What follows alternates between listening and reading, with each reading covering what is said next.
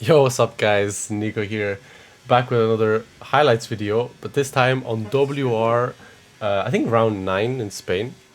And well, as you can sound, I'm still quite sick. I'm getting a little bit better, so hopefully I improve for, I can feel better for PSG in a few days. But as you saw there, Q1 we barely made it through, but we had to use 2 runs because I really couldn't hook up a lap properly, and I just struggled a little bit with my first run. So the second run was very good, enough for P2. Here into Q2, we're using a set of used tires for the first run, and I think again, my my best lap in qualifying. I don't know why it's always in Q2 in the first runs, but a 0.59 on used tires, that was crazy. And as you can see here on my first run on new tires, I completely make a mistake and I hit the grass, and yeah, the lap pretty much over at this point. So Jon actually engineering us, Nico, you might as well save the tire now. telling me to save the Like to just slow down, abort save the the lap, tire save the first. tire, and use it for start of Q3. So here we go again in Q2 for another new set of tires at the end of the session, but I barely improved by 5 milliseconds. But thankfully, I am through. I actually got through with the used set, so that was actually crazy how good that lap was. But on to Q3 we go.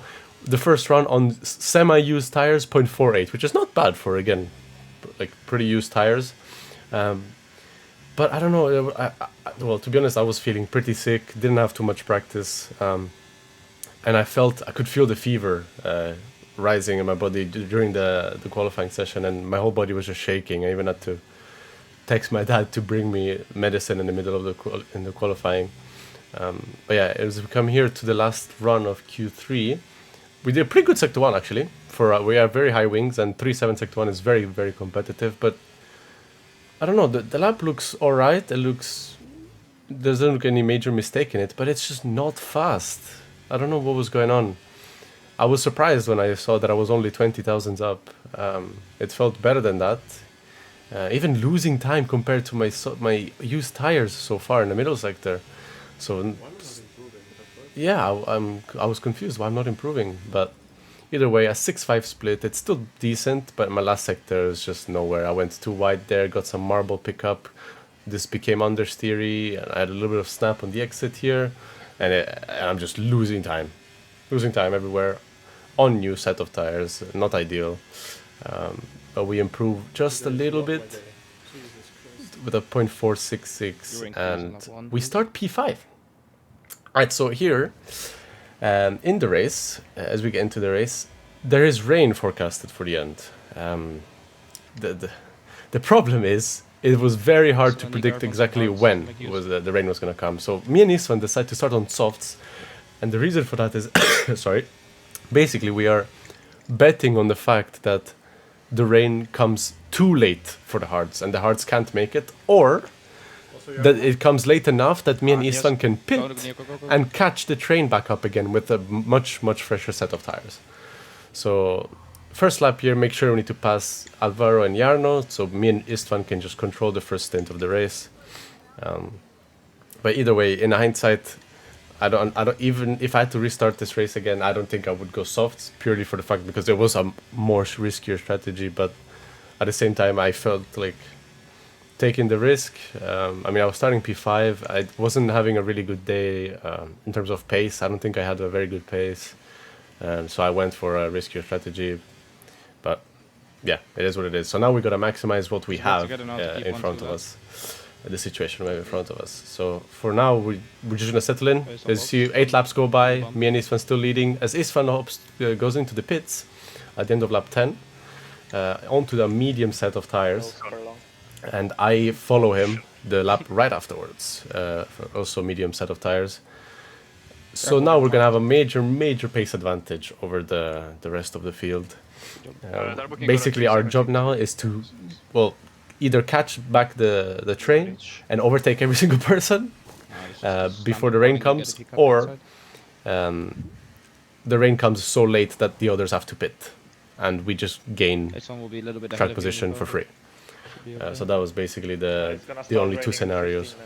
As Tomek says, it's going to start raining in 15 minutes, but it was always changing the whole time, so it was very hard to predict when the rain was going to come. So a few laps go by, and we he's coming catch out of Jakey this. B, who I think had an 15 incident minutes, just left that with Fabrizio. already. I'm actually not quite sure, Yeah, but he had an on the weather incident, so he's very forecast, it's slow on these 83% hold rain, hards. +15. So we get past him very easily. As you look at the Should I pit? difference of grip here, No, it's no, no. crazy. So we Because pass he's in him, the way. and we need to make sure to catch back up to Istvan so we can get the DRS and pull each other faster to the train as we do got over 2 just seconds one as lap well. later. We catch him, and I think we go for the move. 15-0. And I think we're gaining Oh, around 1 second or a little bit more per lap. So Jarno did a 15.0, I did a 13.5. So we're gaining a second and a half per lap.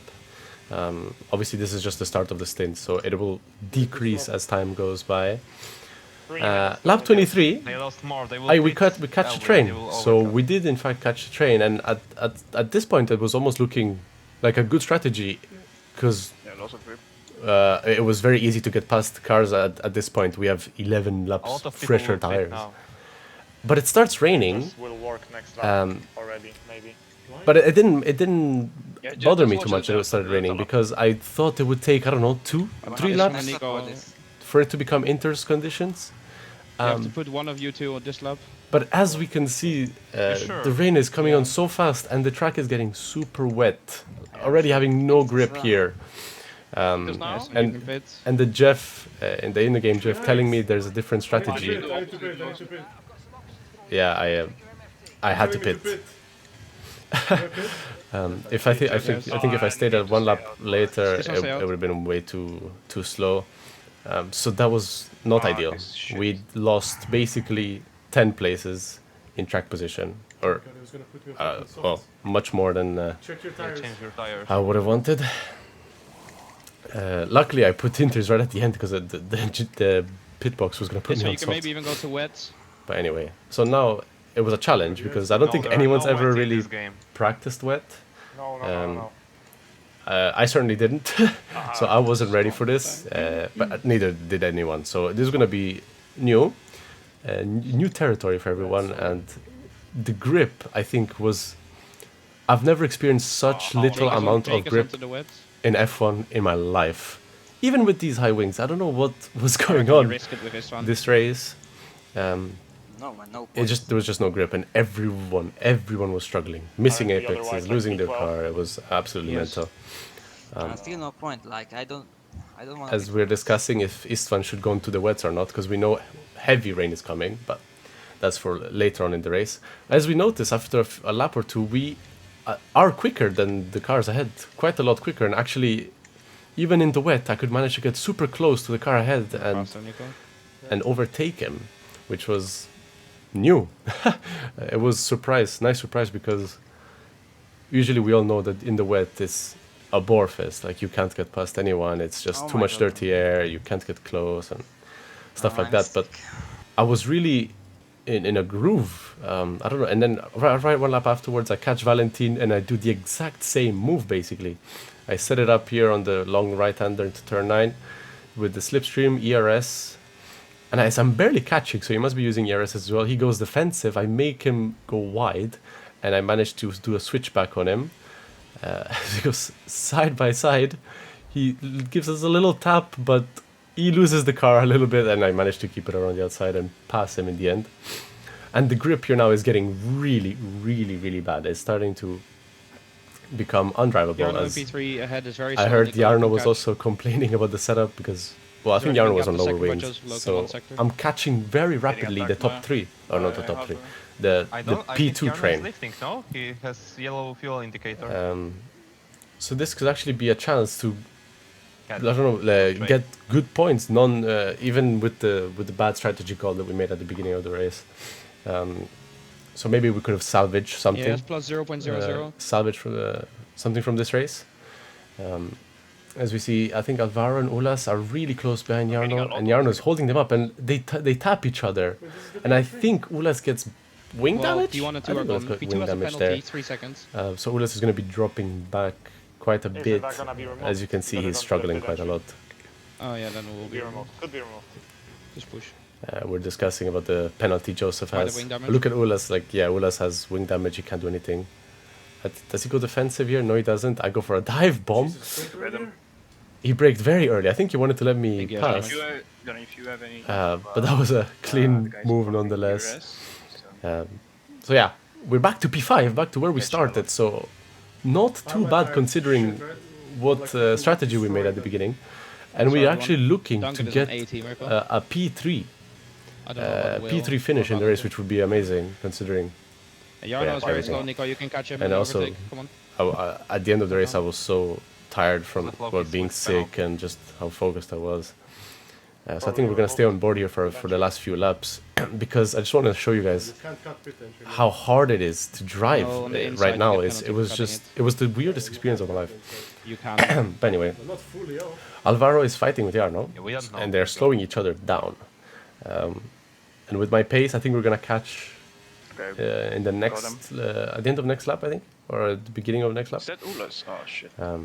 Yeah, swing damage. I'm And quite Jarno sure. with the but He Jarno doesn't would be back very up Alvaro difficult to since he's very pass slow. having those low wings because as we saw in qualifying, was actually in he the- was the fastest, like quite a bit of margin in sector 1. So we would only catch him in the middle and last.